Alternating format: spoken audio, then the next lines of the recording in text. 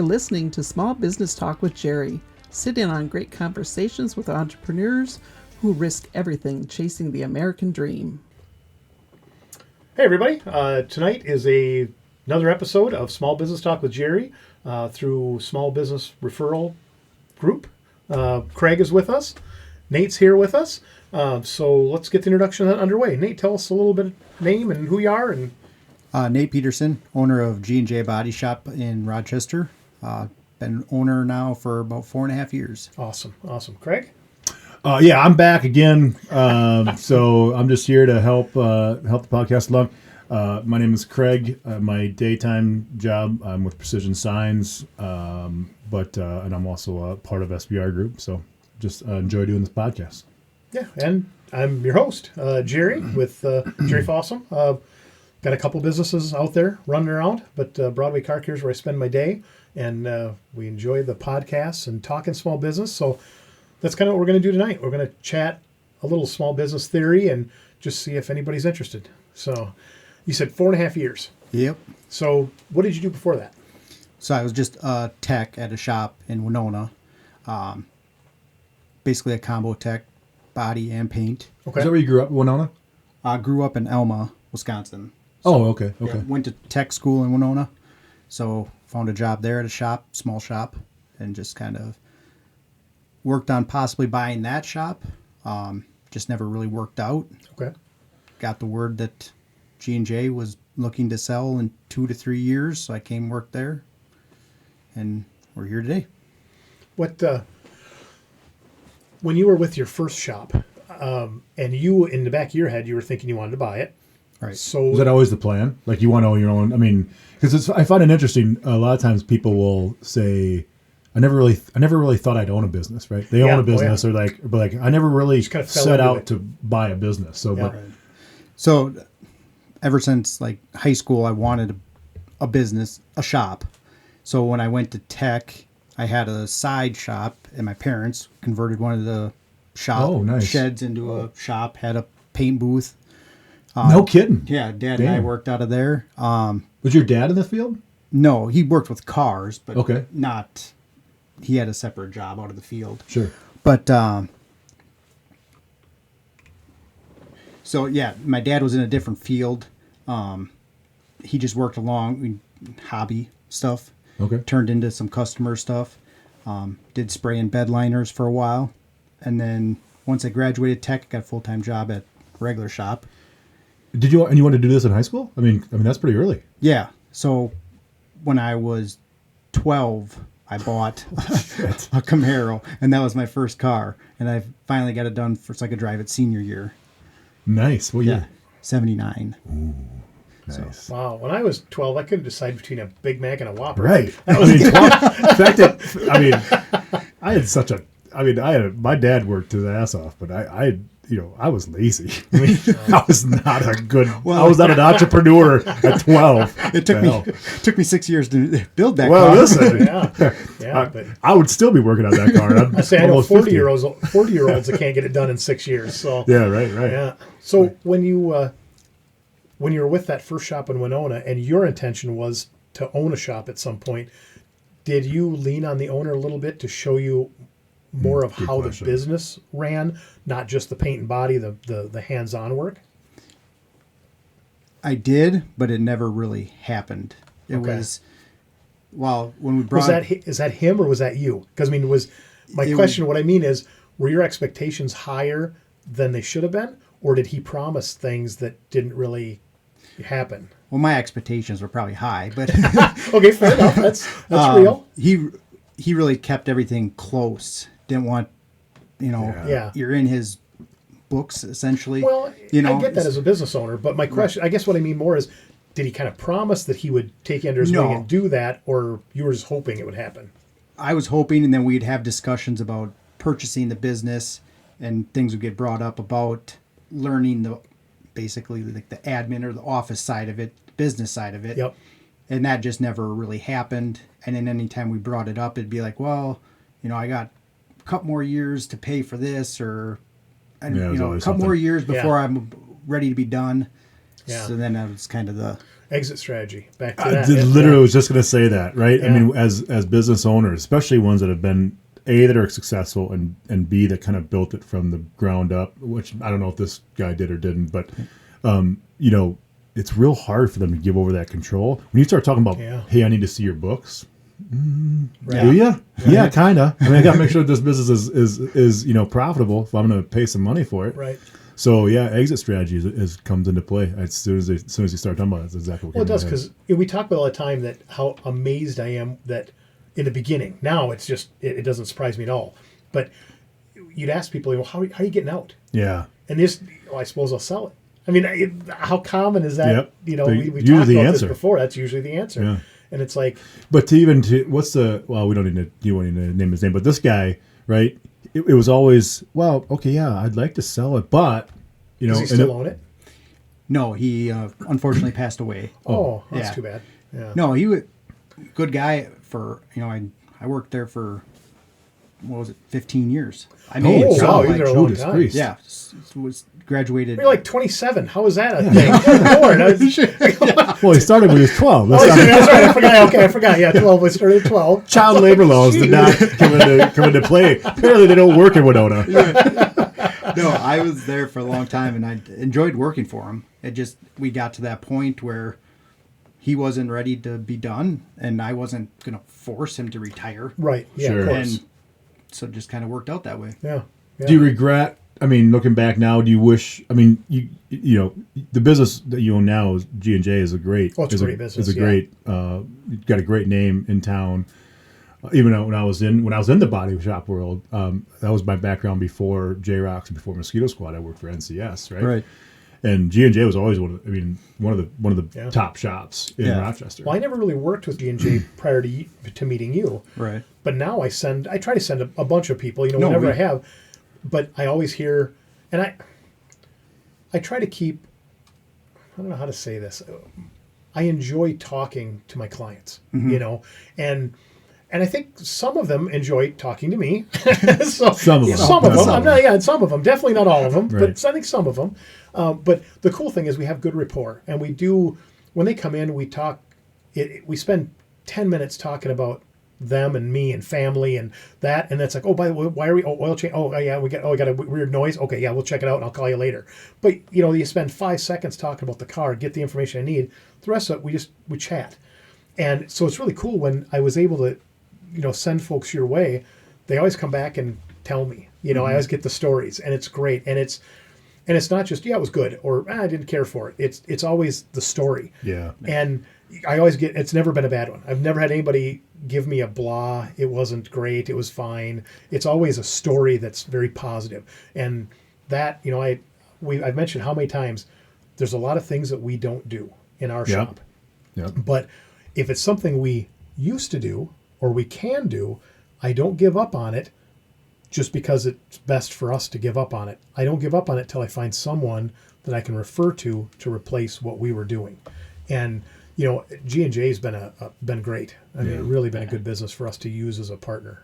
There are, you know, there's the times because I'm obviously like 50% shop, 50% office, where I wish I could be more just office. So, because like there's some days you're in the middle of something in the shop and it feels like you rush the customer, or Yeah. you can't spend that extra 15, 20 minutes talking about whatever, Right. because you got a ton of stuff going on in the shop. Yep.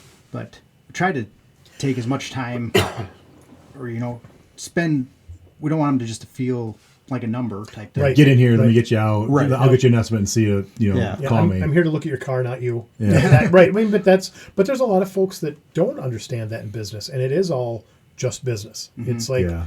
no, when you make that connection with people, it you know, one, you expand your circle, and the more people that you have involved with you, not all of them are going to be great, but you're going to learn that. I But think it's at better the end of for the you. day, one of the biggest things about small businesses, especially in a town like, you know, in a small community. I mean, Rochester's it's a big little city, right? It is, right. Yeah, big little town. So I think one of the people are, at least I am. I imagine that, you know, the three of us are. We all know people like this that I'm okay spending a little more money because I can come to you Right. or I can go to Jerry, whatever, because I know that person and I know they're not going to screw me. Right. At the end of the day, yeah, I could, just take Amazon for sorry, Jeff, don't call me, but,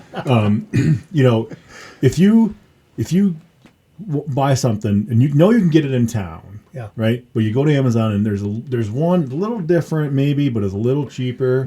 I'll opt for the one in town. Yeah. A, because I'm impatient, I want to go get it. Right. Yeah. And B, because I know it's if it's a better quality product, I'll spend a little extra money. I don't care. Now that's just me, and not everybody is in a financial position, especially when it comes Right. to mechanics or body shop, body world. They maybe have to go with the absolute cheapest, and that's okay. There's nothing wrong with that. But I think people that have the means, like they really want to do business with people that they know and they like, Local, yeah. local, and that Yep. they truly do like. And that's part of the reason. Would you agree that you're successful as successful as you are at Broadway because people like Jerry Fossum? It's not because Jerry's the best mechanic. I don't think he freaking works on stuff. I mean, he sits up there. Yeah, look at him. Yeah. Clean hands. Yeah, No calluses. Yeah, right. Life's right. good. He sits up there and answers phone. Right? Probably car care, so Jerry. That's right. Smile when you're on the phone. People can tell. Yeah, It's it's true. And I think that's the same way you are, Nate. It's like, you have work to do. You can't sit there and talk all day, but Right. you like people to understand that you are there to help them, not just a number. Like for me, once you've been in business a while and you get that rapport with clients and you understand that, I think a lot of my clients would say they know Jerry. And I know them. It's not just I take my car there to this guy behind the counter. Yeah. They know you by name, and so Take it to Jerry. right. Yep. So with that. It's a blessing and a curse because like when I refer people to G&J, I tell them, I said, matter of fact, today was one we had a Cadillac in that she hit something, smashed the headlight, and then poked a hole in the radiator. Oh. So we put a radiator in. We looked around. It's an older Cadillac, and that headlight was only used for 2 years. Oh. I have like 3 people that I will call for, and we're on a budget. It's an older car, and so we did a used radiator, which I shouldn't even have said that out loud because I don't want to do another one. Yeah. But we called like 3 people, and nobody has that headlight that we use. But again, we're not a body shop, and that's a body shop thing. Now, could we bolt in a headlight? Sure, it's a whole big headlight assembly. Could we make it work? Yes. I couldn't find one. I'm not going to put a lot of effort in that because I know that I have Nate, and she has Nate now, and he will take good care of her. And I know the pricing is going to be fine. I don't have to. Someone was detected at your front doorbell. Oops, I guess I should shut that off. But anyway, I know I don't. Maybe have it was to, Jeff. Yeah. Maybe it was Jeff Bezos coming to scold me. He's just cruising through. He's at Mar-a-Lago. He likes Trump now. Yeah. He's good. Yeah. He's good. But my point is, I don't feel like I have to babysit that car to protect her. Right. From whoever she's going to go to next. Yeah. That's not going to take care Super of her. important. Yeah, but what I do, I tell her, I said, well, I've got a guy. I don't tell her I've got a body shop. I don't tell her there's a place across town. I don't tell her about the bright blue building until I'm giving her directions. You know? Right. But I tell her, you got to go talk to a friend of mine, Nate Peterson. I said, he owns a place, good guy. He's probably the one that's going to answer the phone, more than likely. Yeah. I said, usually it is when I call, But I said, he's usually on answer, but ask for Nate. And I said, he'll take good care of you. Let him know you're a customer of mine. And then I tell her, over by Barlow, bright blue building behind Quick Trip, that kind of thing. But I make sure the first thing she hears from me is your first name before she knows what the shop I'm talking about, where your building is. It's just, I tell her I've got a guy. Yep. And that's how I introduce all my referrals when I refer people out to Quentin at Q Transmission. I've got a guy, good friend of mine. You need to call Quentin. What's the name of his shop? Q Transmission. we talk about, but it's always make sure you talk to the guy because, when I talk to potential new clients, when you meet someone and they're like, oh, what do you do? I could use a good mechanic. Like, where do you go now? And they'll tell me, and again, this isn't to slam on anybody, but they'll say like Goodyear. And I'll pick on Goodyear just because they're a national chain. Mm-hmm. Now, the local guys work at Goodyear. They're good guys. I know most of them, But my thing is like, oh, who do you work with at Goodyear? Well, I don't know. And they just kind of give you that blank stare like, oh, I don't know. It's like, well, if you've got a guy, a gal, a person, whatever, then go see Nate. Go talk to Nate. You don't need me. Yeah. But if you're just going to a building I mean, Goodyear's not a guy. Goodyear's not your mechanic. Goodyear's just a franchise name. And that goes back to where you treat them not like a number. Right? No, make and I'm it not personal. saying I'm not saying Goodyear is. No, right? and I'm So, not saying you know, Goodyear is either. But my point is, if you're just going to a building, well, Yeah. then come see me. Give me a shot. Yeah. That's all. And if you like where you were going first, and there's a million reasons you might want to stay there because it's next to where you work, it's next to where you live, it's halfway between the two, it's walking distance, it's whatever. You like the coffee, whatever. But give us a shot. Yeah. It's small business. Where we live here, we make our money here, and we spend our money here. And I think that's a piece of it. Have I bought off Amazon? Sure I have. We all have. But I'm with you. If I can do that, like a good example at my shop, our pricing I think is very good across the board. Windshield wipers. Okay. I have nice I-beam style wiper blades. They'll last you a couple of years. Where usually wipers are a season or two and you're done. couple of years. You'll get a couple of years out of them. I have a 2020 Power Wagon. I put them on the day I bought the truck because I didn't like the shitty wipers. I'm coming to came on get it. some then because my And- wife's truck needs some. Yeah. They're the originals on there. I put them on the day I bought the truck. It's a 20. I just replaced them this fall. So they were on there for 3.5 years. And I just put them on 4 months ago. He And probably doesn't drive. He doesn't He just doesn't use his yeah. wipers. Right. Probably drive fast, it pushes Yeah. off. But they're Only 20 drives when it's sunny. but they're $20 a piece. Now if you go to Menards or AutoZone or O'Reilly's, you can probably buy similar blades, not the same ones, but you can buy similar ones for $10-12. But again, my customers, they ask me, are they good ones? They're good ones, and I tell them the story that I have them on all my cars. And Mark it down, podcast listeners. I'm getting some I-beam wipers from. it is January 23rd. Yep. We'll have them on the 24th, Yeah, and we'll see how long they We're gonna last. see how this goes. Yeah, we'll give a little window sticker like an oil change so you can track it and see Yeah. if I'm right. Right. No, but I love them. They're great. But, some people, when they don't know us, they're just in like, yeah, can you throw a couple wiper blades on there? Be $40. I mean, two Yeah. wiper blades. And they just kind of give you that look like, I thought wiper blades were like $5. Like, no, nobody's $5 anymore, for the most part, unless you buy the really shitty ones. But Right. but it's like, no, for a good wiper I blade. like you're good gonna- wiper blades. Yeah, I do too. You don't realize how much you like them till Till you don't have them. Yeah, Right. absolutely. Yeah. I mean, I saw your thing on, was it Facebook and I think Instagram where Yeah. you have your little tips. Yeah. I want to steal that from you so bad. I just Why? want to do that with Broadway Car Care. I think that's great. What are you doing? It's like a tips type thing on Facebook. Just gives tips. Like, so this one is On Gene J? yeah, Yeah. on Facebook page. He's, I think I I'll follow tell you that what, page. I am really impressed by, I seen the one that's tips and it says, make sure you keep clean wiper blades. You've got one that says wipe down your weather stripping with Yeah. something so it doesn't freeze in the Right. winter and tear. Yeah, And then I've seen where you have testimonials or reviews, like Google reviews, Yeah. and he literally screenshots it and posts the reviews. to be honest, that's not me doing any of that. Well, I didn't think it was. To be fair, I don't want to take all the credit, but That's not you take all the credit. I got someone. Yeah, we recently added somebody to like manage that and create the posts. So they're we a gave them third-party company that yeah. comes in. Good. We gave them ideas of like because they want. Well, let's do like a tips section for winter. Send, That's great. It is. It's fantastic. Yeah. I'd say the first time I saw it, I showed it to Darwin. I was like, I want to steal this, but he's a friend of mine. I can't. I just can't do that. But I want to steal this. This is a great idea. I'll have to look for it because I mean like It comes up in like the reels and things like that on Instagram. I saw it on Instagram. Okay. I think it was Instagram. I know Facebook for sure. not on Facebook Gram. for sure. But I think it was Instagram too or X. One of those two. Okay. That's really the only three I look at. I don't look at Instagram much, but I'm usually Facebook or X is Yeah. what I. Are you on X too? Is it on X? I'm not on that. No. Okay, then maybe Instagram then it and was Instagram Facebook, probably. Okay. and I know Okay. for sure they're, definitely Facebook posts. Oh, I'll have to Okay. look. But Yeah, it's cool. It's very cool.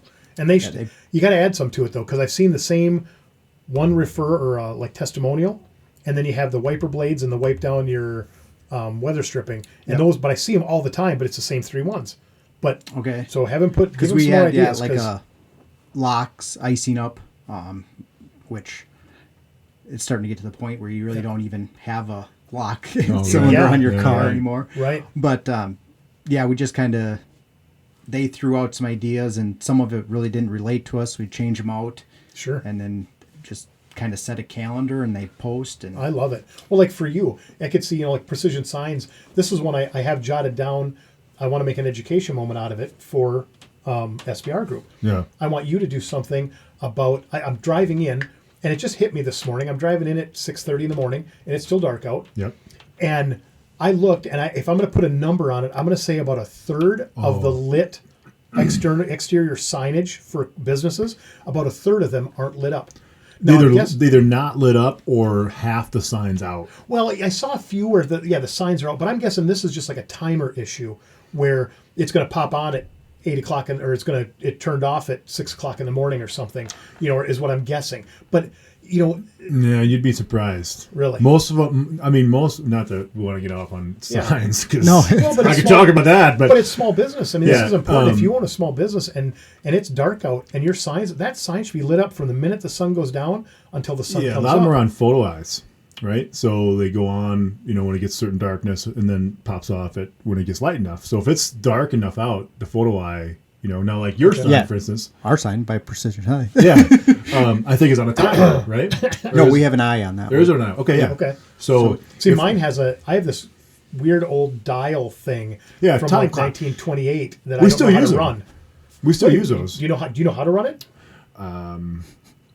Maybe. Because you could teach me, then I would be one of these guys that my lights would come on when they're supposed to. I'd But I look thought at about it. this morning, and I actually did a little voice note in my SBR folder on my phone saying, "Tell Craig, do something on that, or maybe make the suggestion to get rid of the timer if you're too dumb to run it like I am. Do a photo eye." I didn't think about that. I guess that makes sense. I have that in my garage here home. Why Most of wouldn't them are that photo work? eyes.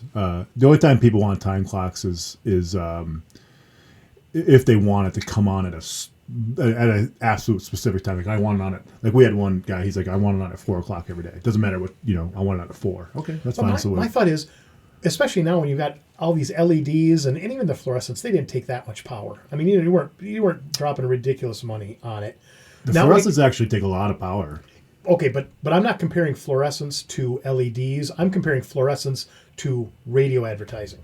Oh I mean, yeah. I'm just I saying, follow from you. a marketing yeah. standpoint, if you have signs on your building and they light up, I don't care if it's 2:30 in the morning.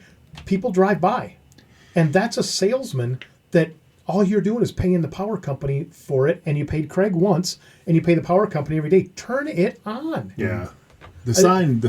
I don't want to get into that because I could go down that rabbit hole for a long time. But the sign, I'm in the sign business, so obviously when signs are out, it drives me nuts. Sure. But it drives me nuts for a couple main reasons. One is advertising, right? Because Right. it's important as a business. But Well, how much do we spend on advertising? And that's, I say, even fluorescent's cheap yeah, to power if you compare it into an advertising budget. but beyond that, I just think it sends a message. Like how many times have you gone, and this goes for any business. So it's not just the sign business, right? But you go to a business and it's I'll use the proverbial out in the middle of nowhere a gas station, right? Yeah. And you drive up there and you're like, I'm not sure I should get gas here. Yeah. I The may sign's half lit. yeah, right. And it's just dirty, Yeah. right? And the place is run. You're like, It's like I think Stephen King wrote a book about this yeah, place. Yeah. Like, my thing is flashy, like it's no miles left, but I might try and chance it here. So I want to live. maybe the farmer's got some with the road. Yeah. I don't know. And so that's kind of how I look at it. Like, it's so easy to, something as simple as signs. It's so easy to just you look at it every day, so you don't notice it. Like I'll go into businesses, like, hey, do your signs out? No idea. They had no idea, right? So whether or not they do anything about it remains to be seen. But Right.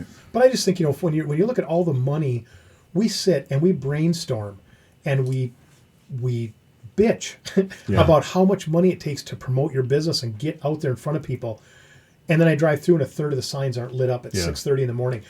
It is literally from Stewartville to Rochester, coming in South Rochester, right by Walmart and Kohl's and all that. It's bumper to bumper traffic when I come in the morning. Yep. And a third of the signs aren't lit up at 6:30 in the morning when it's bumper to bumper traffic. I get it if you think that you're going to save 83 cents and you don't want your sign on at 2:30 in the morning, but people are driving by. Yeah. If your sign's on at 2:30 in the morning, people are going to see it. I mean, Yeah. not groves of people, but Right. but people are going to see it.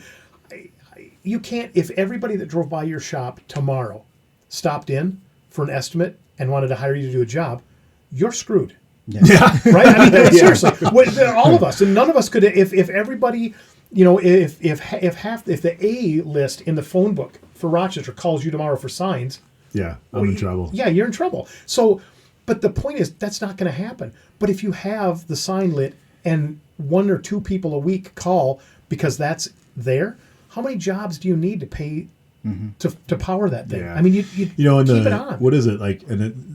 So the marketing people that are listening to this, if I'm wrong, correct me because I absolutely. no, but I mean it's like 3 impressions, right? Is that what they say? Yeah, I hear that. 3 to 5 is yeah, what I 3 to usually 5 is what I think the number is, if I'm not mistaken. Yeah. And it's one can be a radio ad, and one can be a sign that hey, I drove by. guy the wearing street. your T-shirt, your Yeah, baseball whatever. hat, right? So Apparel. So when you talk about marketing in a small business, because I mean, I'm not sure about you, maybe you, but you don't have unlimited budget. Right. And We're actually we're doing that right now. Like We just talked about that. I finally made it to that stage in life where I can buy the pack of Starburst and throw away the orange ones, not feel bad. Yeah, so I'm still eating the orange I feel ones, like I feel like I made it. Right. So it's so hard to spend marketing dollars because you don't know where, right? It's hard to track, right? So And what works today might not work tomorrow. right. So what we spent money on last year, that may not be the same place this year. Yeah. Things move around. Yeah. So the impressions, right? So you want people to see you, see your business, see your business, and a lighted sign is just one of them. But it's also the Facebook posts that you're doing. I think it's Right. great. I'm gonna go look as soon as I leave here. I'm gonna look those up because I think that's awesome. Yeah. And I thought I could have swore I followed G&J, but is this fairly new? Or I mean, It's a couple months. couple now. months. I was going to say a few weeks, but yeah, maybe a couple months. I'll have to click Yeah. on one because it's not my. Hey, Mark, Well, can you get it in my algorithm? I know those guys. Again, he's at Mar-a-Lago Yeah, too. yeah. He's been sucking up lately too. So yeah, it's got to. But so yeah, the whole business owner with the marketing piece is I think is a challenge. So you've been in. Well, I'm been debating that right now. Like, what percentage do you spend on marketing, and where do you spend it? And Yeah. where, Where do you because spend we do radio ads. Well, you got to, you have one radio station out of how many in Rochester, and people are streaming so much now. Right. And then Well, you have, Yeah. the social media and Yeah. billboards. Well, to your point, and- I have a partner in the apparel company, and I was looking. We were talking to radio a little bit, this and that, and also she's like, and serious as a heart attack. She's like, "Who listens to radio?" Yeah. Yeah. And I was like, I do. I mean, I listen. I hear all the ads. I hear Jeremiah's ad for Family Fun Center every morning, about 6:45 or so in the morning. It pops on 97.5. I hear it all the time. But for her, she was just like, no, we're not doing any radio advertising. And I'm like, I disagree. Yeah. And because I mean, I listen to radio. And so, but my point is there are people out there, and it's not like she lives under a rock. She's very business savvy, very intelligent woman, owns her own business, partnered with me on another. But she's like, yeah. And then we talked about websites. She goes, I'm not spending money on a website either. I don't need a website. And I'm like, oh my God. I mean, we couldn't be more opposite on that. It's like, you have to have it. She goes, no. When you look at Facebook, Instagram, X, she's LinkedIn, she's all these social media. That's one of the 3 to 5 impressions, and that's the thing. Right. And to your point, where do you spend the dollars? Right. And that's I found when I owned my business that was the hardest thing for me to track. Right. Mm-hmm. Like, and this goes. You don't know what you don't know. Right. Right. So looking back at when I owned Mosquito Squad now, I know way more about marketing and things now just from being in business longer. But I wish I would have known that because I just kind of threw shit at the wall. Like, yeah, I'm gonna do. Yeah, that sounds fantastic. And then it like, oh, well, that didn't work worth a damn, right? Yeah. So, but the things that like I said, if I think one thing, and I talk to Mary, she just shoots me down. yeah, And but it's not that she's shooting me down to shoot me down. She just sees it differently than I do. She has different experience. And at the first couple times we went through this, I thought, you are crazy. Yeah. I mean, everybody listens to radio.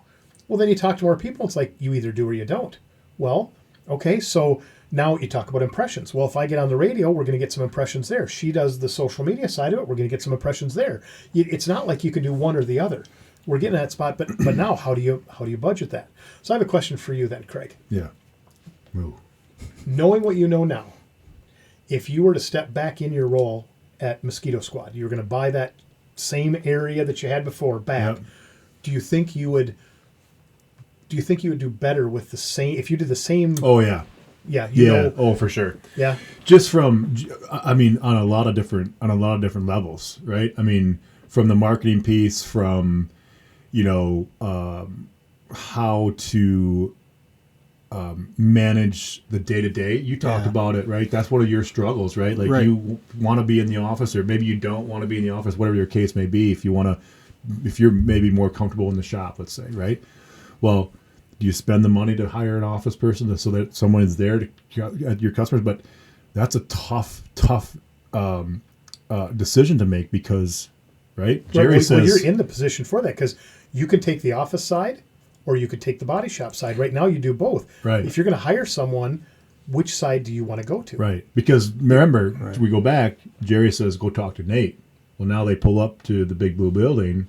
Yep. And Nate's not there, but you're in the back. You're just not in the front. Yeah. So that's a real hard thing. I mean, yeah, I would do a lot of things different for sure. If you were older, then that decision gets easier. Well, even like your ankle injury, when you had that injury, all of a sudden that makes the shop not look like the right choice for a while. Right. And all of a sudden you're thinking, and do you prefer one of the over the other? I mean, or is it just like you're just because you are who you are, you have to do both? Right. Because of that, and just the guys that we're training right now, they have questions on stuff. I need to help them out on stuff in the shop. I like both. I mean, it's quiet when you're working on a car. Yeah. But the whole customer interaction, I like that part. And then, obviously dealing with insurance companies, that's not the fun part. Yeah. But the customers are. It's crazy. This blows me. I mean, how old are you? I'll be 40 in April. Okay. I mean, you don't freaking look 40. No. I had the same conversation. I had the same conversation with David Nelson this morning. And David, if you listen to this or when you come and do one of these, if you do one of these, again, that was not my intention, but David also does not look as old as he is. Yeah. I asked him how old he was this morning. He's like, how do I look? I'm like, I don't know, but I'm not going to say his age. I'll let Dave do that. But I'm like, damn it. Because I'm like, you and I look the same age. And just for everybody listening, we are not. So, so anyway, but like if you talk about, you're training in these guys. I look at you like, did you just get trained in like yesterday? Or yeah, he said he worked for somewhere 15 years. I'm like, you started when you were 9. Okay, that's fine. I guess that's So that's interesting because you said that you like the customer interaction, you like the quietness of working on a car, and that's what you started as when you were 12, right? Whatever, right? So, but now that business now is morphed into more than just that, right? So now you've got to find that fine line, and I think that's hard for people for business owners. It goes back to your guy that you talked about. Like he didn't want to give up that control because you get so ingrained. I mean, you probably deal with this. I would say at Broadway. Yeah. I mean, you've kind of released the reins a little bit, like at Black Diamond and stuff like that. But at Broadway, who runs the front counter when you're not there, right? Yeah. I mean, Brandon does most of it. Darwin helps. But he doesn't like to be up there. Yeah, and that's what I'm saying. But that's not their forte. No. Maybe Brandon, I guess. Brandon could do it. Yeah. Brandon could do it full time. He could. But I'm getting old enough. I'm not that far from stepping away. Yeah, that's that one kind of money that we talk about. Yeah. No, I still eat the yellow Starburst. So we're not all the way there yet. So how many guys you got in your shop? How many techs? So I got 3 right now. Wow. Yeah. Because are people, when I was in that world, right, everybody needed everybody, right? Yeah. And I imagine it's still somewhat that way, but is it getting better? I mean, are there people, I'm hoping in all trades, right? Body shop, electricians, plumbers, carpenters, everybody, I'm hoping people start to gravitate towards those jobs because A, they're needed, B, they pay well, you can make a really good living doing those things. And there's nothing wrong with being a laborer or a person that works with your hands. So, or I will say one thing that, and I'm gonna sound like someone that I'm not, but when it comes to the laborer jobs, the one thing we really should work with as we're training the younger guys is to take care of their body. Because Very good point. Because I'll tell you what, when I was younger and I was 10 feet tall and bulletproof, I didn't need earmuffs, I didn't need gloves, yeah. you didn't need steel-toed shoes. It's like, I'm not wasting my time with goggles, or safety glasses. Like, come on. That's a great point. And I'll tell you right now, there's all kinds of times where all of a sudden Heather's like, "Are you listening to me?" And I'm like, "Well, that's a weird way to start a conversation." But my hearing, and Darwin is 10 times, he has hearing aids in both ears. And of course, when you're in the shop, he can't wear them. So then he can't? No, I mean, it's too loud, because now you've got hearing aids. Between race cars, driving race cars and building them and working in shops, air hammers and impacts and all the things, our hearing is, like I said, he's way worse off than I am. But he said the same thing.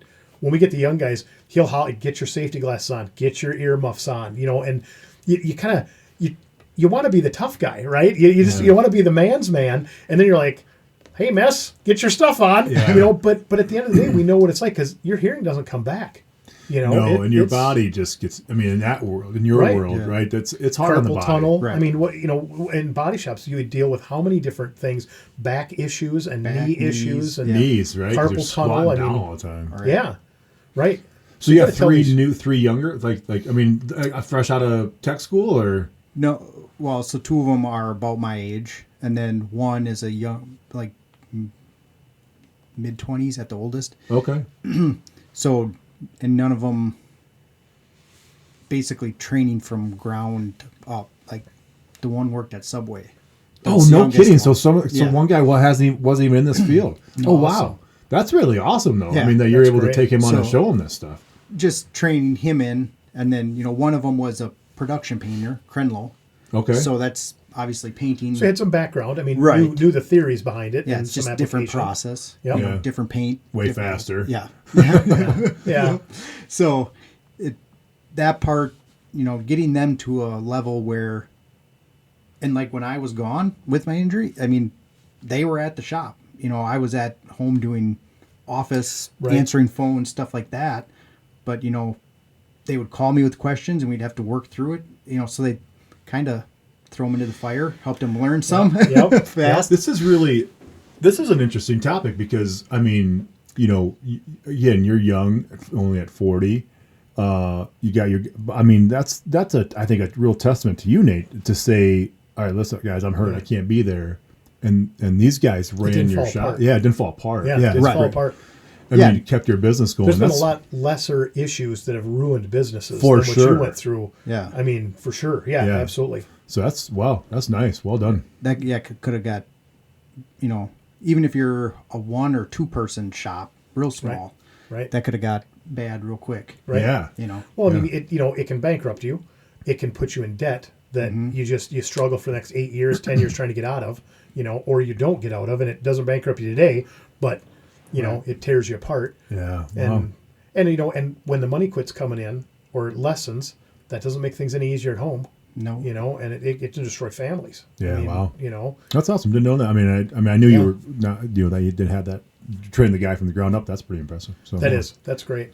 But I do think we need to, like I say, you always want to kind of be the man's man. We talk about that in our other podcast. Yeah. But this is one where it's like, I know you're going to laugh at me, but kids, take care of your body. I mean, don't ignore that because it doesn't come back. How can we get that message out? I mean, my oldest son is a carpenter, and he's put freaking nails through his hands, and his ankles are already bad because he walks on a roof, at freaking whatever, sheeting roofs and stuff, and I'm like, and I tell him too, like, you probably should maybe wear a harness that, so in case you fall off the freaking building.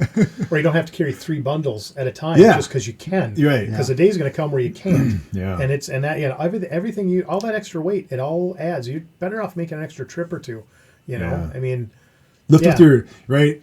We all remember lift with your legs. My back is racked, right? Because I was in the restaurant business for a long time. Where I worked. My dad was in the construction, on concrete. So I maybe not 12, but I might wait till I was 13 to work.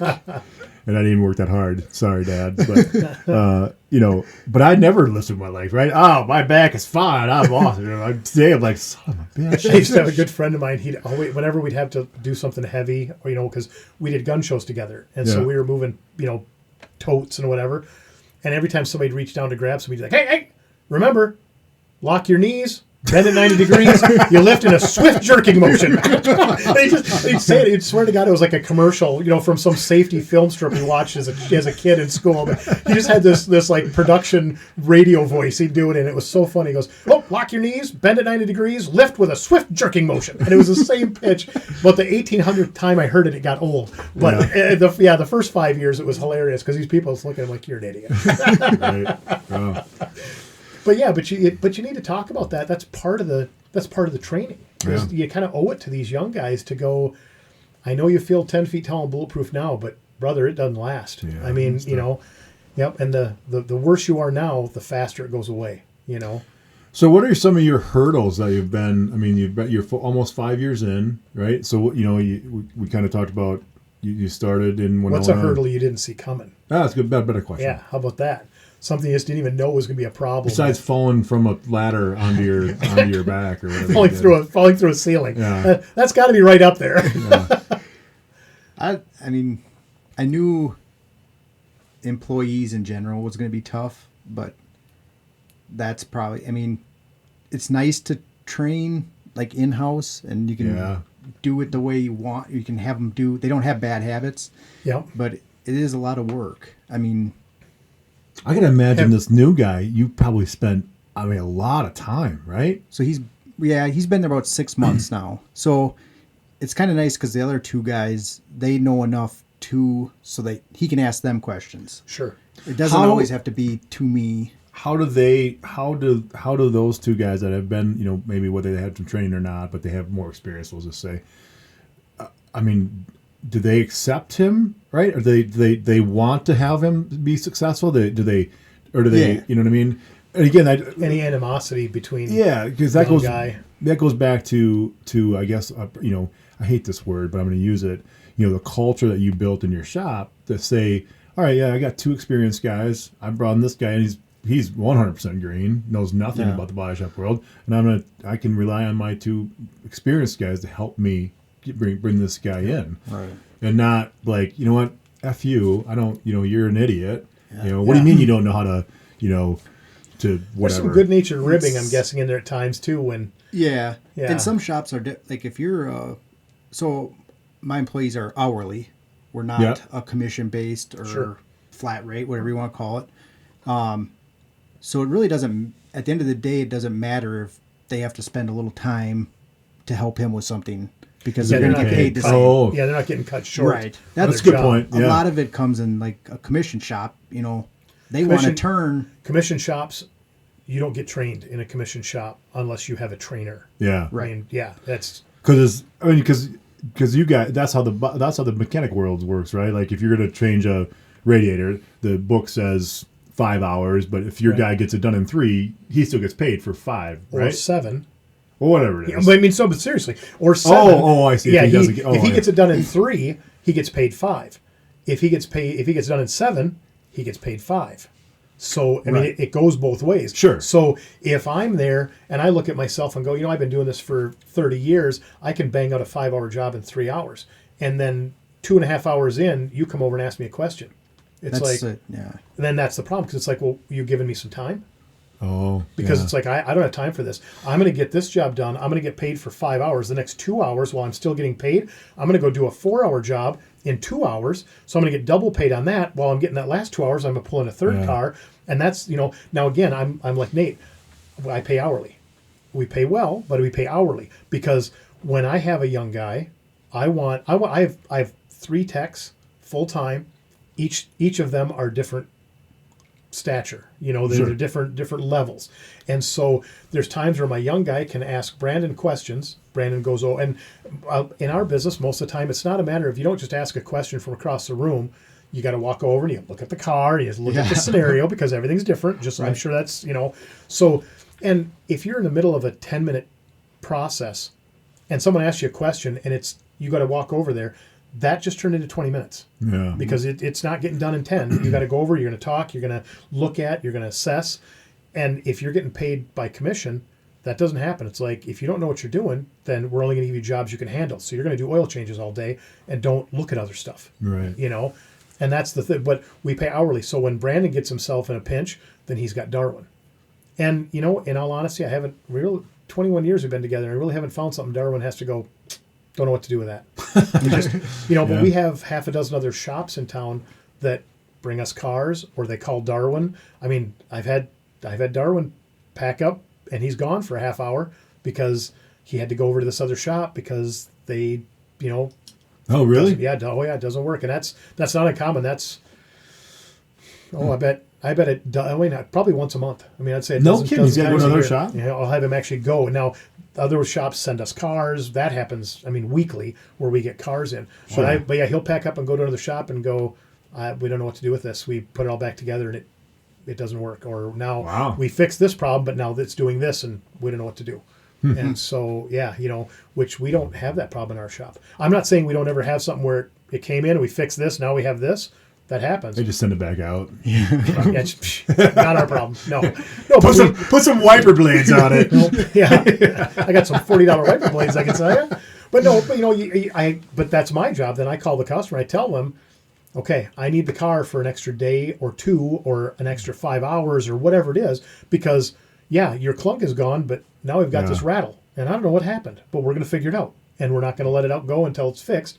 But I want you to know you're not paying hourly for this. This is something's wrong. We'll figure it out. That probably doesn't really happen in your world so much because, I'm saying once you get it back together, it should be back together, right? Now I know you tear into something, and all of a sudden you're like, well, hey, this was broken underneath this. We didn't see it. We got to change that. Right. That changes things, but. Yeah.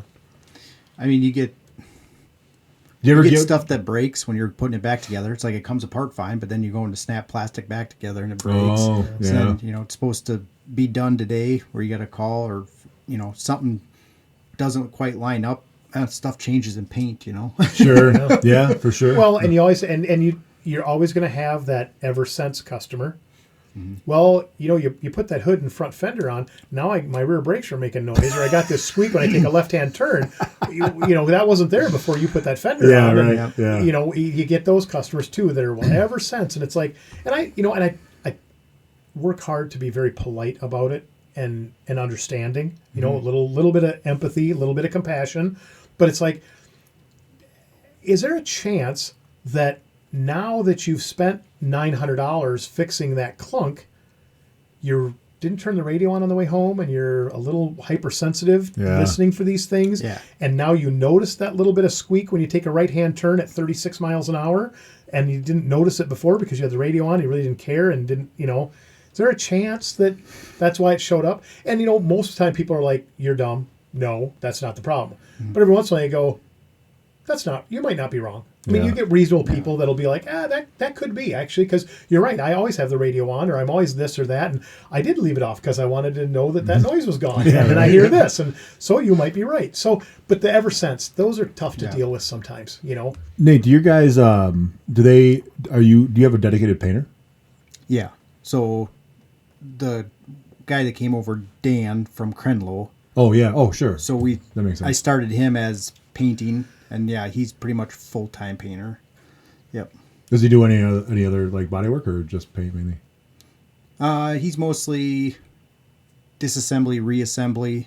The other guy that's been there longer, he's more like body, like does like dent repair, stuff like that. He's getting better at that. New guy is disassembly, reassembly. Try to work him into like body work side of it too. Oh, nice. How much do you do then? I still pretty much wherever. Yeah, just to do fill in. So like if we have a bigger job where they haven't experienced anything, like putting a quarter panel on, or you know something that's more involved where they haven't done that yet, that's kind of where I help them or do that job or whatnot. But and then I'm just there for questions. Right. Just act like I know. If I don't know, I just tell them something. It's the best way. Oh yeah, that's the niner the there. Peterson method. Looks good from here. Need a BFH, just a big effing hammer. That's right. Let me call the client and see if they're looking for a good job or the 20-foot one. You squint one eye, it's not too bad. Right. Yeah. Well, but that's probably a legitimate thing too. You've got to have people that are like, it's not a new car. I don't need it to look like new. I just don't want it wrinkled or whatever falling off. Yeah, my Armada that I still have. You put that bumper on, right? And so Nate did a job for me. I had a old Nissan Armada, and the bumper got backed into whatever and shattered, whatever. So I'm like, hey, can you give me a bumper? Because the sensor was in there. Sure, yep. And he's like, yeah. So he got me one, and he called me. He's like, look, it doesn't, because you got it from a junkyard or something. Yeah, it was a used bumper. Yeah, used bumper. Thought it was supposed to be the right color. Yeah, it was just a little off. I mean, it wasn't. He's like, he called me. He's like, yeah. I'm like, dude, it's a 2013 with 200,000 miles on it. It's fine. I just want it not a hole in the bumper. Right, you're that guy. Yeah. See? So I'm like, yeah. He's like, okay, that's fine. Well, it's in. I'm like, okay, perfect. So that's you get that. But like, if I had a fancy car like Jerry, I'd probably want a little something nicer. But we had one that you had sent over. I'm drawing a blank on the name now. An older Sienna van, and the front bumper busted up. Needed a headlight. Fender was out of whack.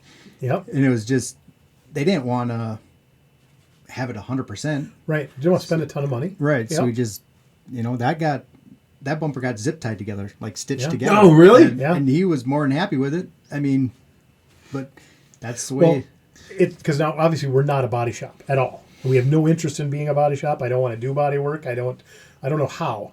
And we had, you get people come in. Well, this is falling off. Mm-hmm.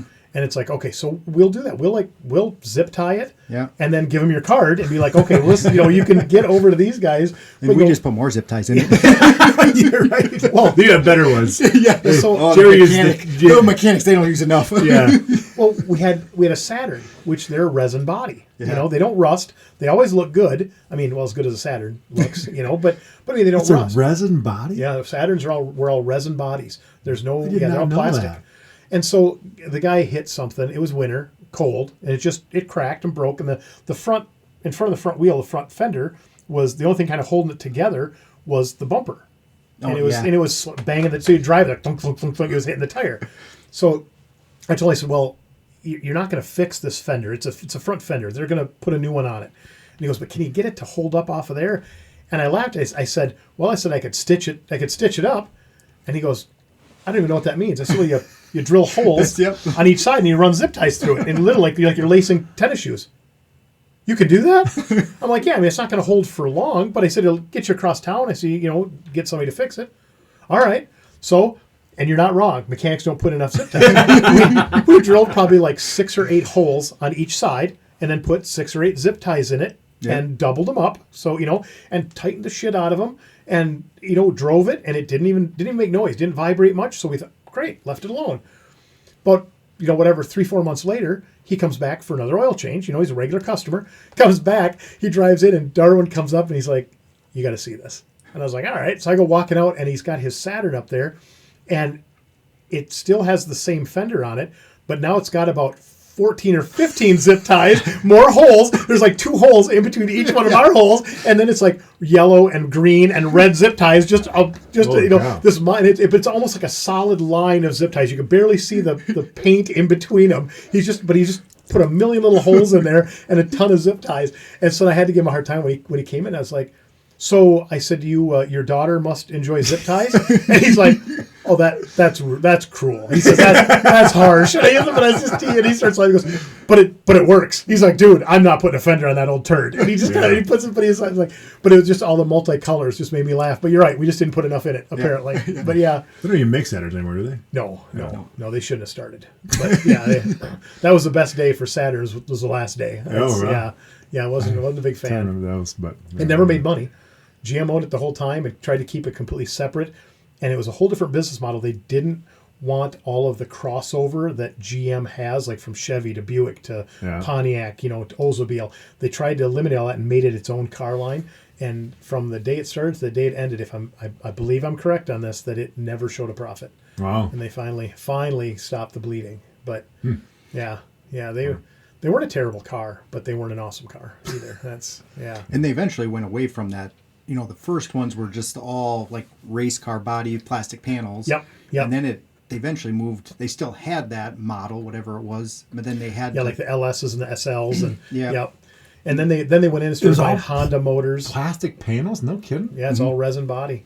But then they went into they started using some Honda motors, the 3.5 liters, and then they started doing like the View turned into a bigger body, and it was basically like crossover SUV type thing. Yeah. But then it did have the same motor, and it was like an Acadia Traverse type or Trailblazer, whatever it was back then. But yeah, then the tail end of it, they did start bringing in all that crossover stuff the way they'd run the company, but they had been lost so much. Yeah, too late. They didn't have the reputation for it. But yeah, there's a few of the Saturn Views you buy the 4-cylinders were garbage. And the V6s were 3.5s. They were Honda motors. Same thing that came in the Odysseys and the Pilots. And those things, they'd run forever. And then you had a plastic body. They didn't rust. You just zip tie shit out. Yeah, you could zip tie it up and get it done. Wow. Yeah. So, but they should have done that a decade earlier. To try and get some traction. But so Nate, what do you think are the challenges to more growth, or are you happy? Well, I've talked to people about too, is like, do you stay where you're at? It keeps, you got minimal and, you don't want to grow so many that you got, obviously we don't have the space, but 10, 20 employees type thing. But do you just try to build the space that we have and say, this is how big we're going to be, and we just maintain that? Or do you take it to the next level? So talking to Nate Peterson, you got to have a number in the back of your head. What is now? And I'm not talking about your building. I'm talking about overall growth. You're only 40. You got a lot of years left. What's the perfect number of employees that you would like to? That's good. Yeah. Where would you like to be? I think with the space that I have, not like 5, and that would pretty much put me as like basically just Sales working and on the office. Business type thing. Yep. You'd have another office person taking care of dealing with the insurance company, ordering parts, stuff like that. You'd have a chamber.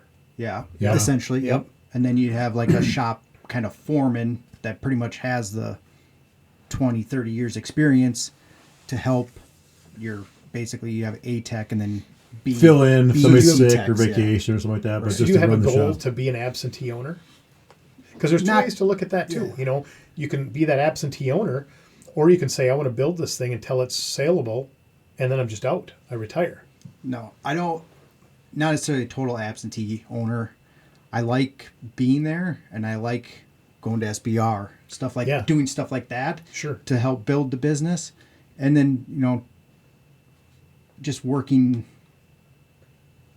on some of the cars, or helping work on the cars. So I don't want to be gone. I just want to have freedom to be away for a week. I gotta believe week and a half. that because you started so young. It's kind of, you just like it. That's why you started, right? You like to do it. So that's why sometimes working on cars is quiet. Yeah. I totally understand that. If you a question I like to ask people who have been in business for a while now, and granted, you haven't been in it for 20 years, right? Running it, owning it, but is this the right business?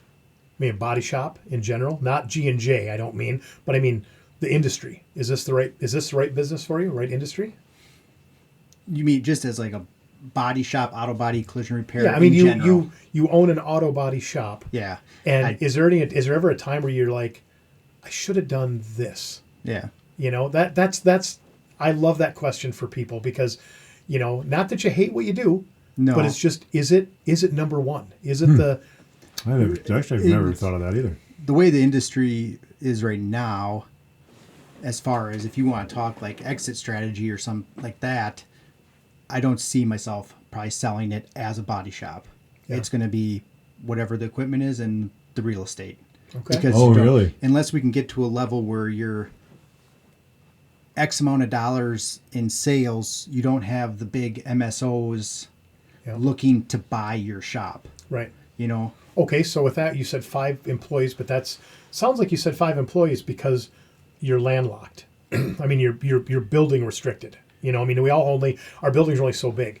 So, right. But if in the back of your head you're like, I'd like to have 12 employees, Well, that just means you find another G&J. You find another scenario that you found 4.5 years ago. You buy another shop. Yeah. You know, you don't necessarily have to. Yeah, do you have aspirations to own more than one or more than one location? No. Yeah. Well, I mean, Because I don't- I did. I used to, and I don't anymore. Multiple Broadways, you Yeah, mean? yeah. Yeah. I really wanted to. I really had the intention of owning.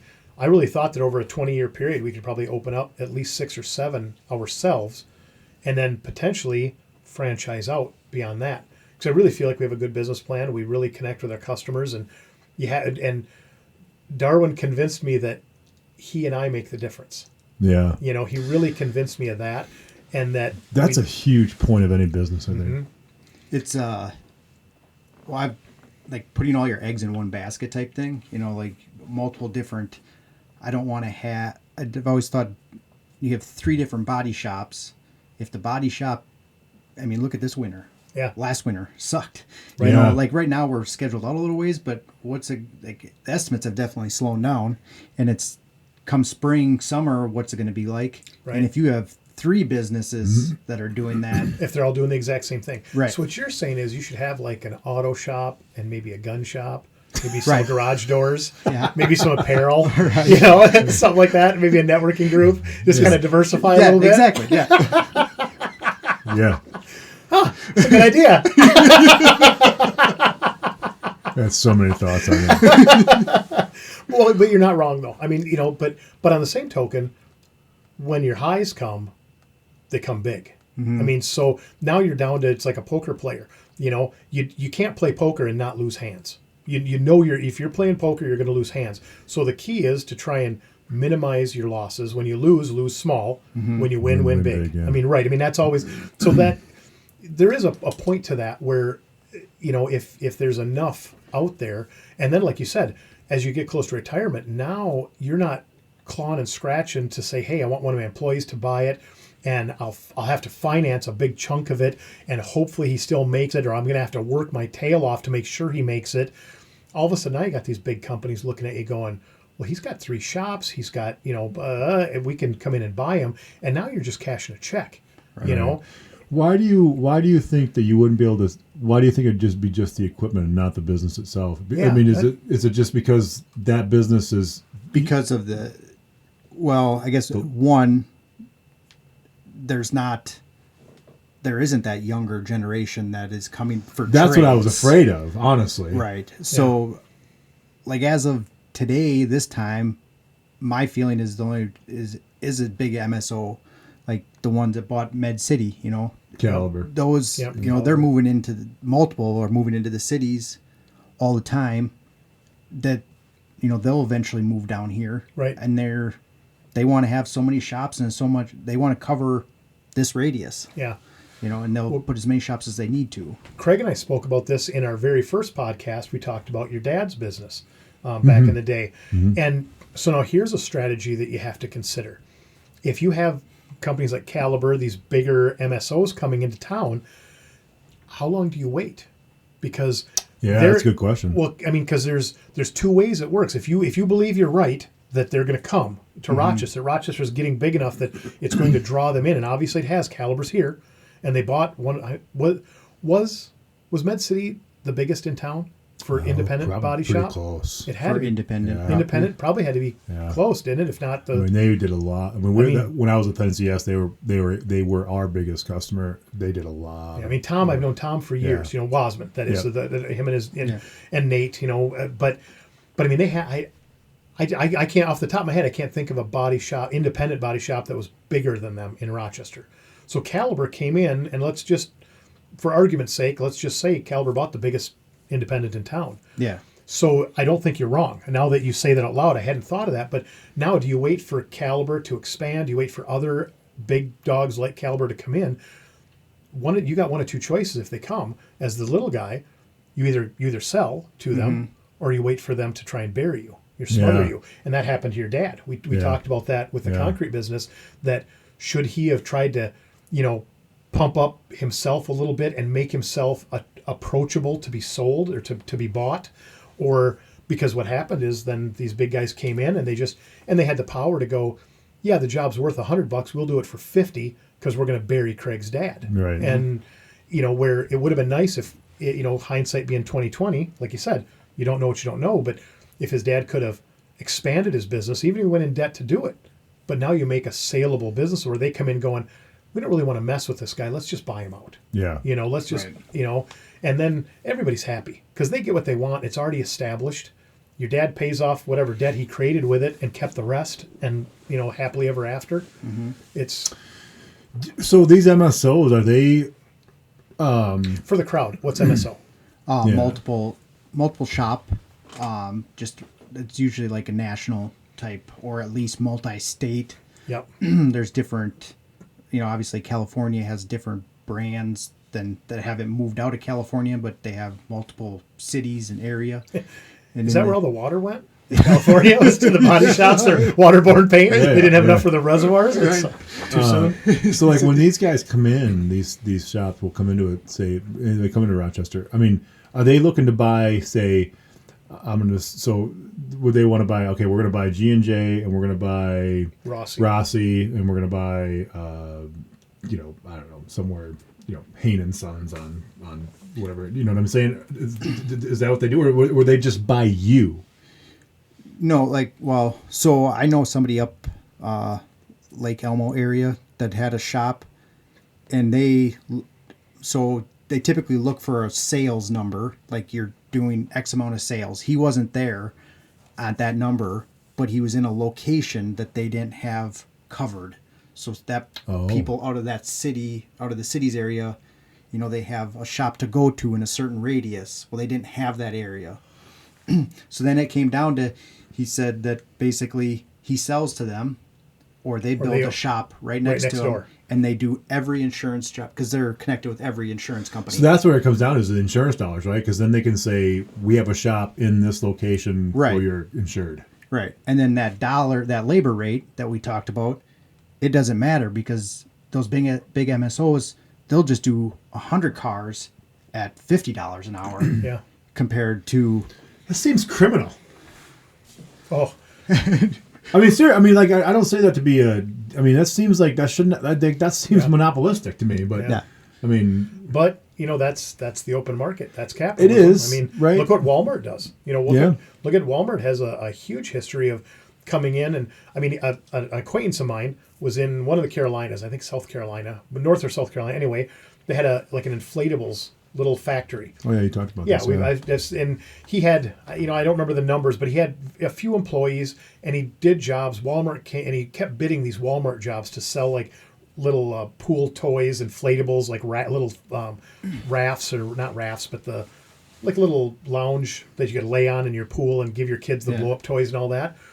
And after bidding jobs for like 3-4 years, he gets one. And they said, well, but we don't pay for it. We take delivery. We don't pay for 120 days or 90 days, I think it was in the beginning. Anyway, it's been a lot of years but they only pay like 90 days after delivery. And then they give him the bid. They pay him. He does the job. They pay him. He's like, oh, this is awesome. He bids for more. They give him more work.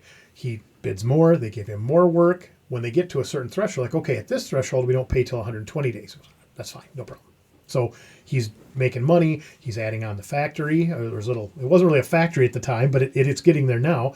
He adds on to the factory. He adds employees. He becomes one of the largest employer in that county.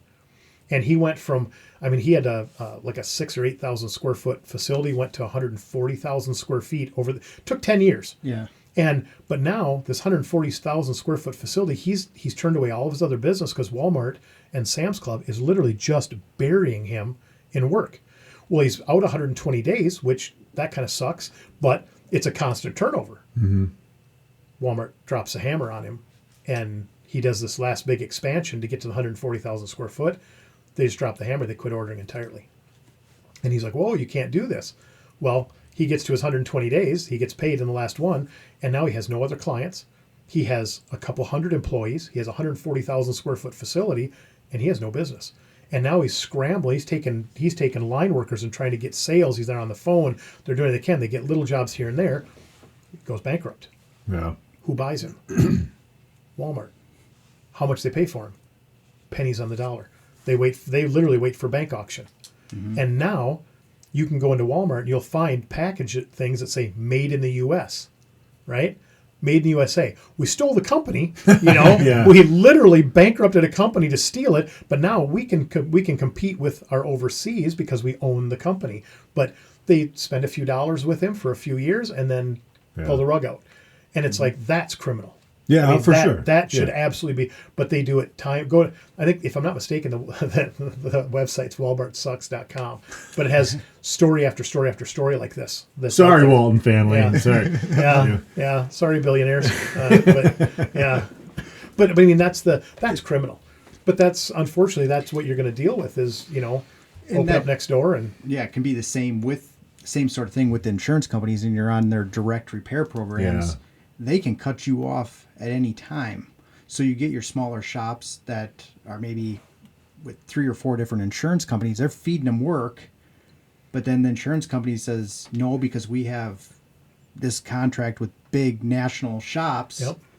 And we don't need you anymore. I'm just going to say it because maybe Nate can or cannot, but I'll say it when the same thing goes in the auto glass industry. You can take your freaking car wherever you want to go. You make that phone call to 1-800-FLOW or whatever the hell the number is, and they say, "No, you got to go here because no, you do not. You go to Nate. You go to J-Rocks. You go to, you don't have to go to a dealer for mechanics. It's probably not the same world, but I mean, you can go to wherever you want. And I just implore people to say, just go to someone that is reputable and a good small business like G&J, because first off, that's what SBR is all about. Number one. Number two, it is the backbone of our economy, and small business owners truly. And that when I was in the glass industry, that would drive me crazy.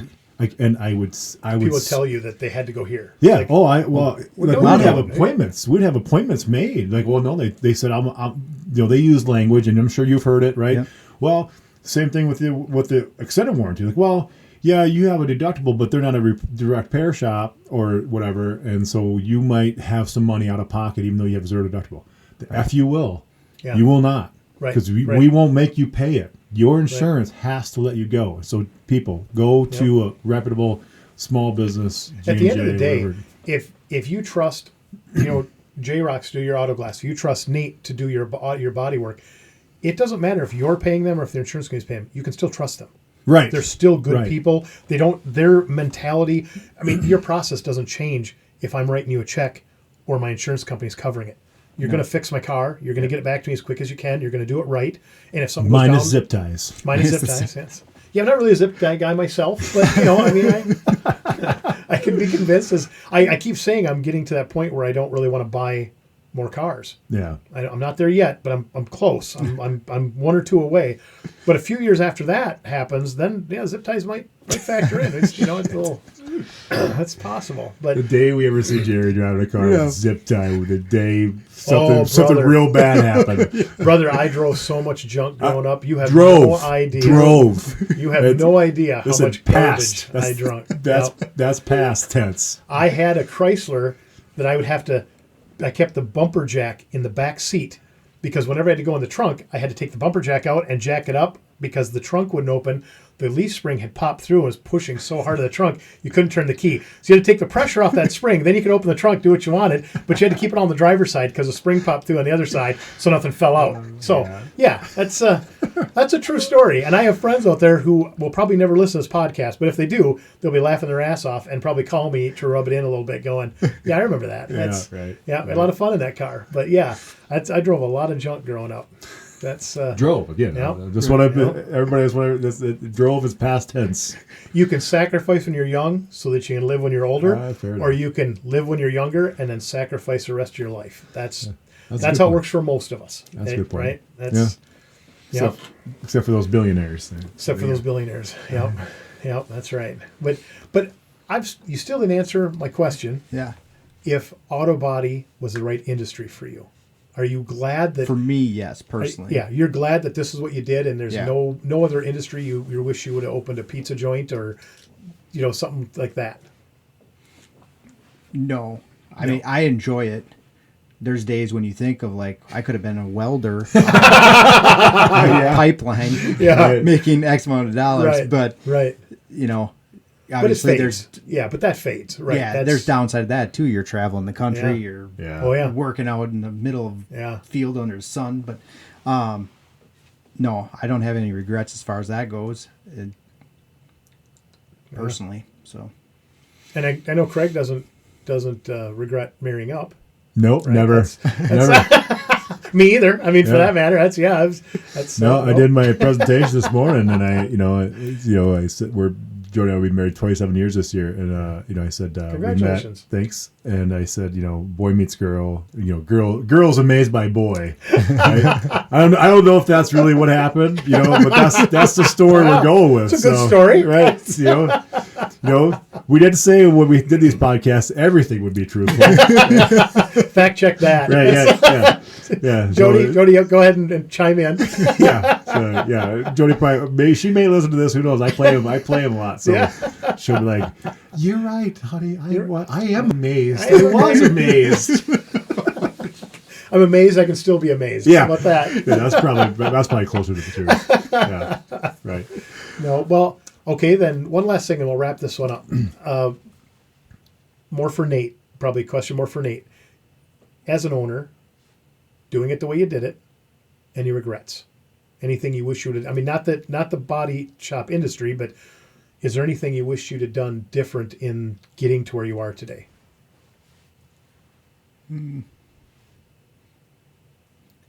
Maybe a little bit sooner. Getting a little into too much time at the first body shop? Yeah. Waiting. Oh, interesting. Yeah. That's what I was thinking. That's the first thing when I asked the question, that was the answer I was envisioning, was not spend 15 years on the first one. And that was, it was kind of like where we'd have them conversations. You'd be like, 2 3 years, I'm going to be ready. And then so you get to that mark and you just take that answer the second time too. Yep. And then, I spent too much time there. I think I wish I would have. But if I wouldn't have spent that time there, I would have been, G&J wouldn't have been at that time period. I would have been less experienced. Right. And I possibly would end up buying the shop in Winona. I feel that coming to Rochester was better, like market. Yeah, absolutely. As far as a business, because in Winona we would do. They drink in Winona though. They must hit things. They must wrinkle some fenders in Winona. My college kids, those college kids down there. I mean, we do a lot of oddball stuff. We're pretty much strictly collision stuff. Just fix this before my dad gets home. In Rochester here, we're pretty much strictly collision. In Winona, there'd be times you do pretty much anything because just collision stuff was slow. Yeah. So, Darwin and I had this conversation 22 years ago before we opened Broadway. We were at a pool tournament. Mm-hmm. We went over to Bilatti's. If anybody remembers Bilatti's. Before my time, but I heard it was fantastic. It was amazing. Yeah. And so it's probably 11, 12 o'clock, whatever, because they closed late. Darwin and I went over and grabbed a pizza after a pool tournament at Mayo Civic. We walked over, and he's telling me how he wants to start his own shop. He's going to get out of working for people, working for other people, I should say. And he wants to open it. He lives in Casson, wants to open up in Casson. He's going to build a building and all this right off the highway. And I was like, how are you going to afford that?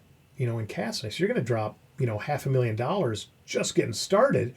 By the time you outfit it, you're at $800,000 to $1 million in Casson. What do you and so he kind of tells me a little more about what he wants to do.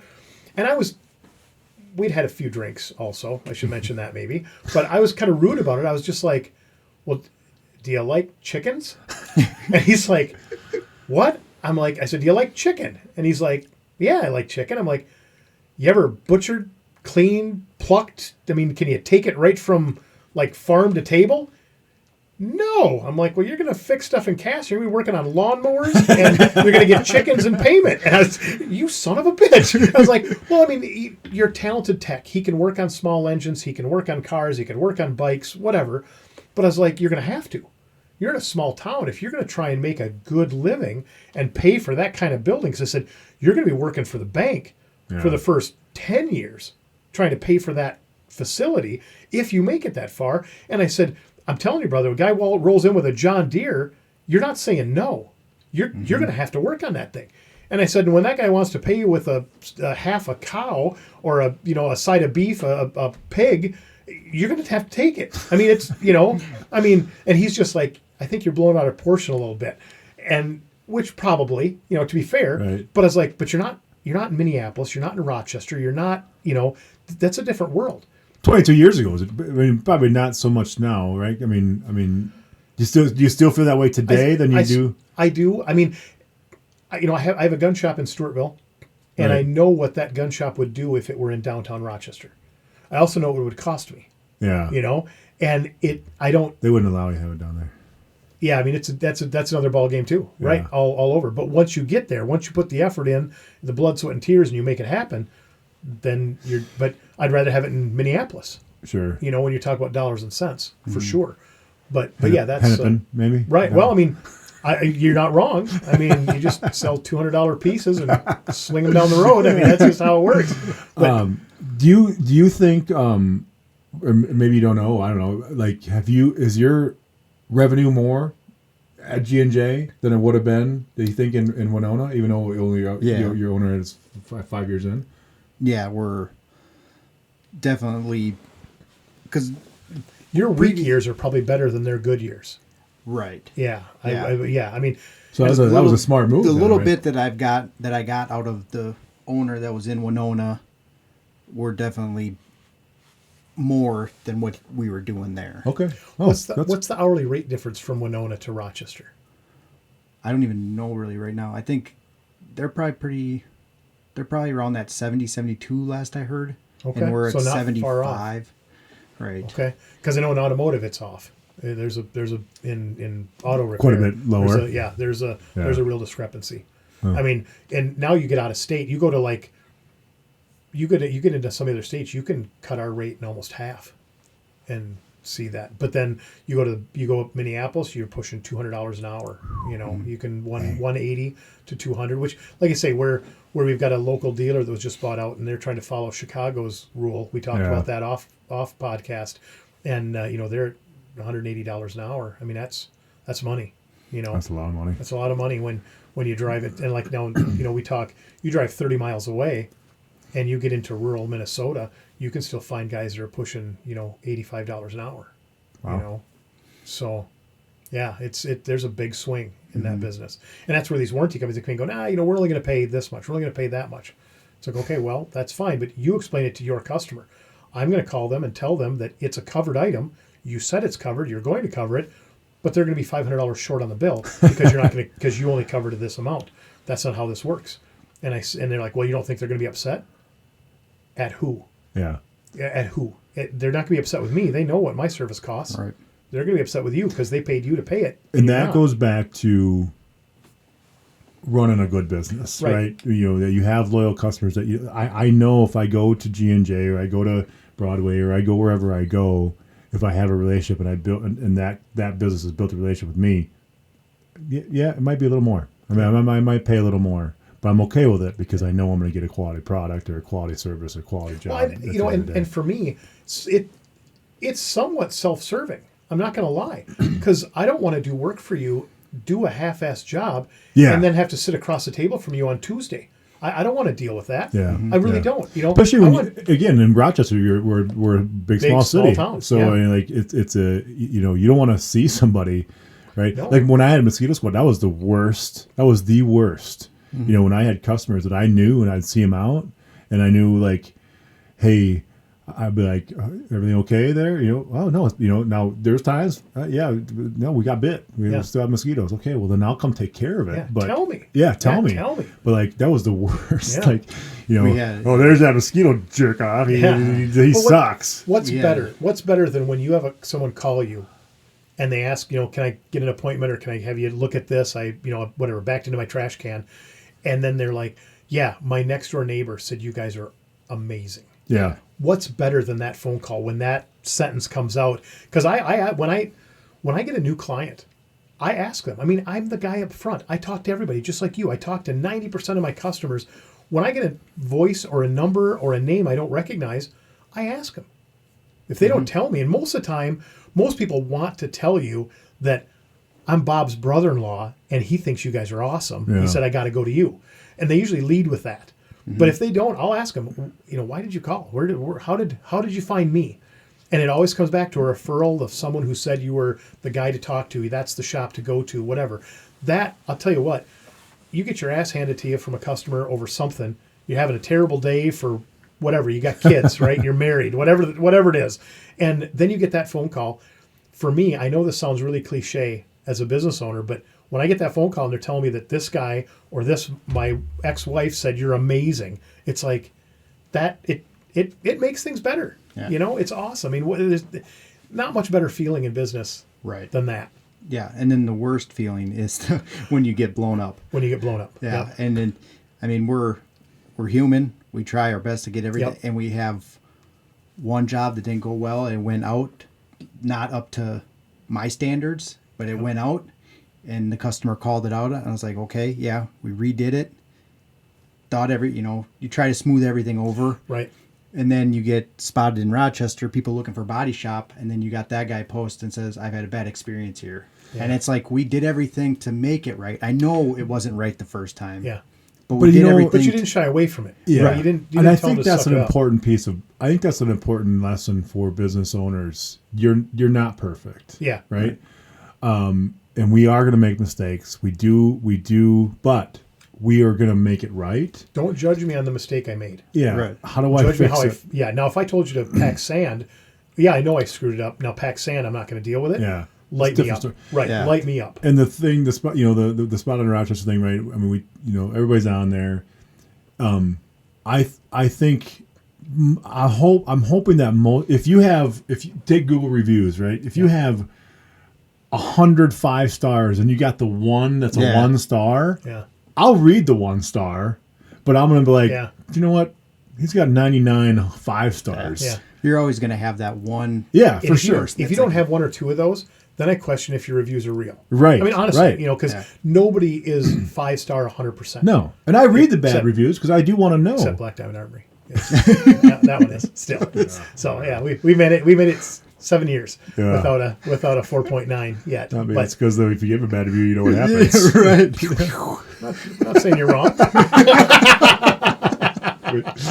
Right? But Broadway Car Care, we're at a 4.9, and we've been at it 21 years. Yeah. And we have I think we have 2 bad reviews, and the newest one was 13 years ago.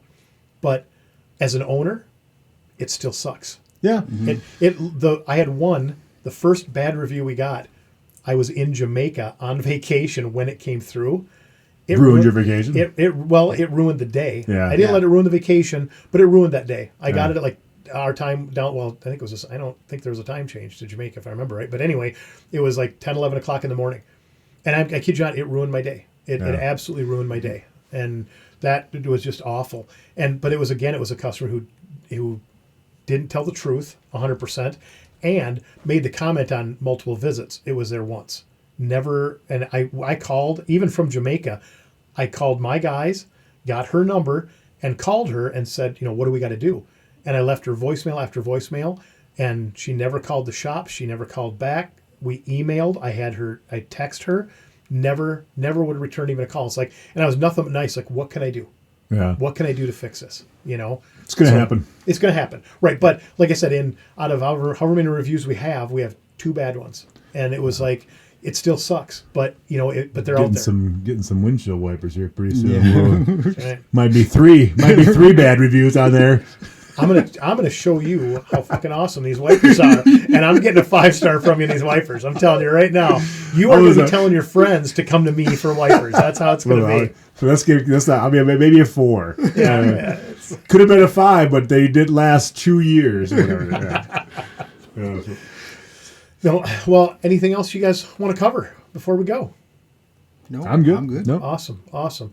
Well, Nate, it was really fun. Yeah, Glad it's you been came a great out. time. Craig, Hour and a half again. We Yep. say it's an hour. Never. I don't think I've been on one yet that's an hour. They're all an hour. Yeah. Yeah, they're all an hour. They're never. It's I've heard the rumors. Yeah. But to the people watching, to people listening, I'm hoping you guys enjoyed this. I hope it was interesting enough to come back and listen to another one. And I hope you made it this far to hear me say this in the first place. Nate, Craig, Jerry, Have a great night. Yeah.